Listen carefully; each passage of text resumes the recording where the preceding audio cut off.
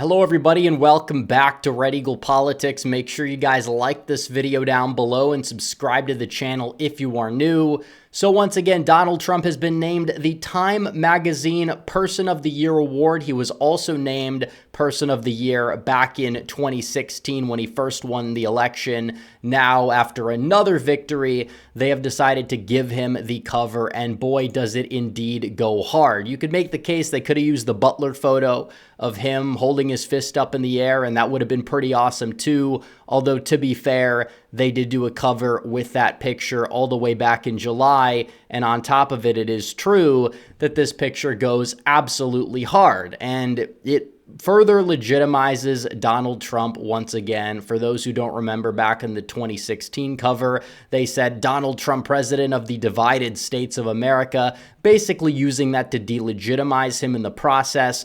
As of right now, it doesn't really seem like there is anything on this cover, if you have two eyes and can see, that would delegitimize Trump. He has a picture of himself. It goes very hard. It shows the man is back. He means business. Whether Time Magazine meant it that way or not, it doesn't matter.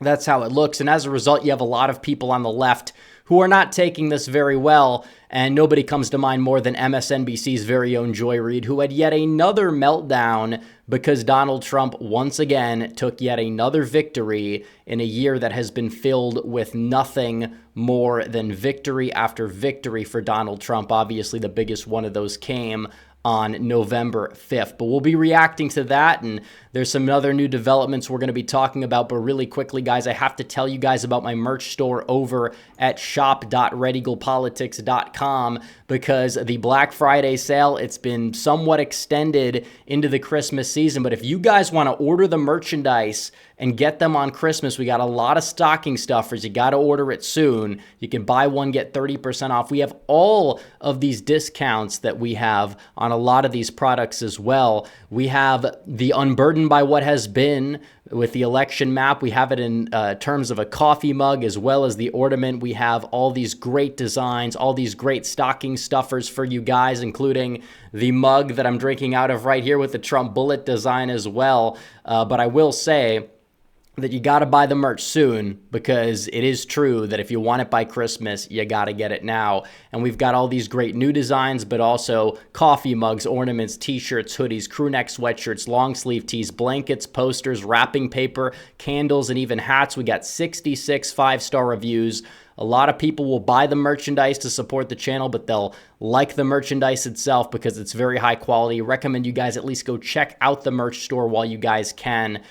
You can save up to 30% off this week only. Make sure you do so. The link will be in the description and pinned comment down below. So this is an epic cover. Person of the Year should really be called Man of the Year. Hypothetically, if a woman wins it, call it Woman of the Year. Person of the Year seems very, I don't know, just a little bit of a woke vibe to it. And Donald Trump himself has kind of pointed that out. But regardless, Man of the Year, he's Man of the Year. Everybody knows it.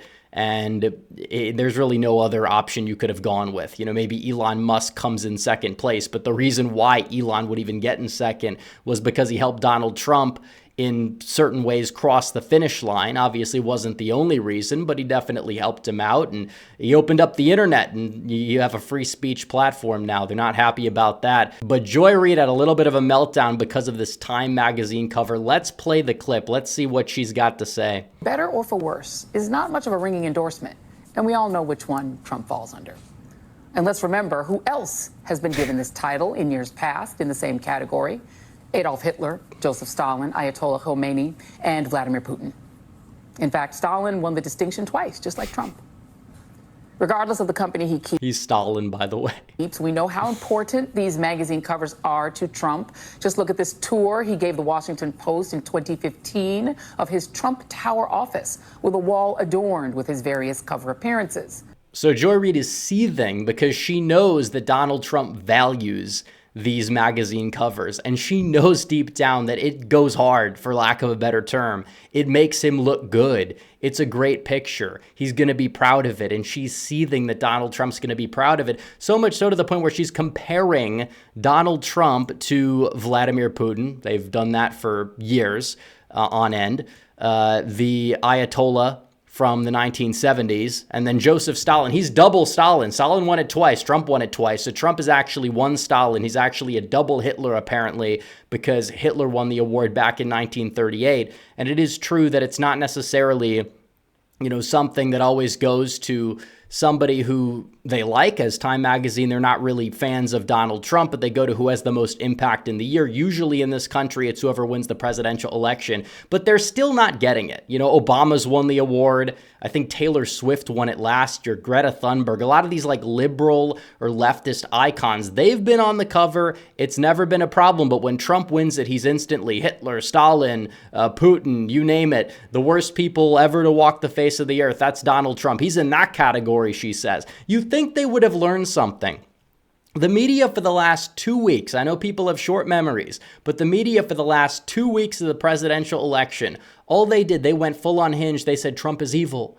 Trump is Hitler. Trump is this. Trump is that. They were calling him every single name in the book.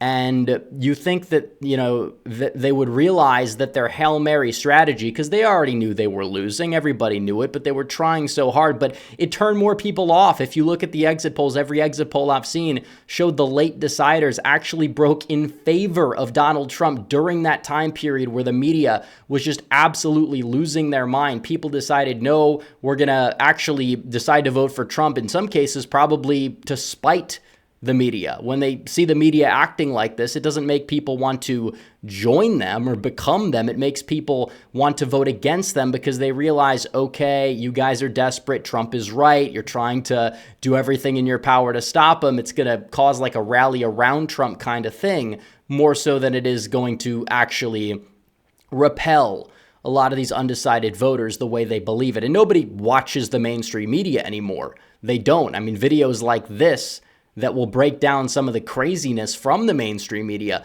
those videos are getting more views than the amount of people combined that are watching the mainstream media. They're just like a punching bag at this point. And as a result, who knows what's going to happen? MSNBC probably, they're going broke. That's why there's been talks. Elon's been saying, yeah, maybe I should buy MSNBC because they're not really in the best financial situation. So you see this, and it just shows that these people are just afraid of reality. And they're losing their mind because they understand in the real world where the media does not have any credibility anymore, Donald Trump is more popular than ever. For the first time, he has a positive favorability rating on Real Clear Politics, 49.4% favorable, 47.4% unfavorable. When Donald Trump came down the escalator, he had the unfavorable ratings in the 60s. When he won the first time, he wasn't even at 40%. He was in the low 40s for much of his first term. And then when Biden took office, he kind of maintained popularity as time went on. He gained because people realized that, yeah, you know what, Trump is far preferable to Biden. And now he's won, and he won when he was already at his peak favorable rating and had the same favorable rating that Kamala Harris did, his opponent. You didn't have as many double haters, and those double haters still, once again, voted for Donald Trump overwhelmingly for the third consecutive election in a row. And on top of that, not only is his unfavorable rating below 50%, but his favorable rating is almost at 50%. And people can say, well, it's a honeymoon period, but Donald Trump didn't get a honeymoon period last time. And it's very possible that Trump is going to do anything that he needs to do to make sure the country thrives to extend his honeymoon period as long as he possibly can. We see polls that show that the favorability of the transition is like in the mid to high 50s. That's a very good sign for Trump because his job approval once he takes office is probably going to begin not in the low to mid 40s like it did when he took office in 2017, but in the mid to high 50s, which is about in line from what you would expect for a presidential honeymoon period of sorts, and we'll see if he's able to sustain it. Donald Trump is, this trajectory to his career where he starts off, a lot of people, even on the right, they didn't have a favorable view of him, and now, half the country or more does. It's possible he could maintain popularity, get even more popular, and possibly lead the party into victory in the midterms, even when he's in office, and possibly 2028 and beyond. He is the kingmaker. He set up Vance to be his VP, and we see this. And you also compare Trump to other prominent politicians, he's the only one where people have a favorable rating. He's +2. Hakeem Jeffries, the Democrat minority leader in the House, I guess you would say, he's down there at -1, but very few people know him. Same thing with Mike Johnson, who's a little bit more underwater. But you look at Harris, she's down by 4, probably more than that, to be honest, given how the polling was this cycle. Chuck Schumer, -13. Joe Biden, down by 14. There's really no surprise there. Probably even worse, to be honest, in reality. And then you look at Mitch McConnell. Nobody's surprised. Nobody likes these people, these weak, corrupt rhinos. That's the main problem Republicans have had in terms of their down ballot brand. Now people like McConnell are being pushed out. Donald Trump is cementing himself and his agenda as the agenda of the Republican Party, which is going to be huge for years and decades to come, possibly. And Donald Trump, in terms of him and doing things that are a little bit unconventional, it does seem to be popular within the general public, and that's partially why he's becoming more and more popular. And when you look at the most recent policy proposal that Donald Trump has, a lot of people love it. He says the Republican Party will use its best efforts to eliminate daylight savings time, which has a small but strong constituency, but shouldn't. Daylight savings time is inconvenient and very costly to our nation. A lot of people don't want to change all their clocks twice a year. It's inconvenient, and it truly is. It doesn't really make sense why we have it. Now, I will say I don't think we should eliminate it. I think we should make it permanent, because otherwise you're going to have, the sun going down at like 4 p.m. We don't necessarily want that to happen as much as it would happen if you did.